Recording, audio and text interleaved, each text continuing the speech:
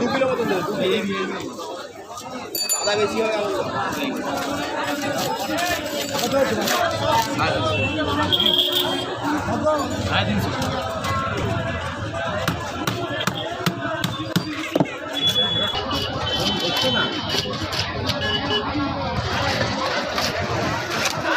একটু ছোট ছোট করে দিবি কাতলার মাথা কাতলা করে না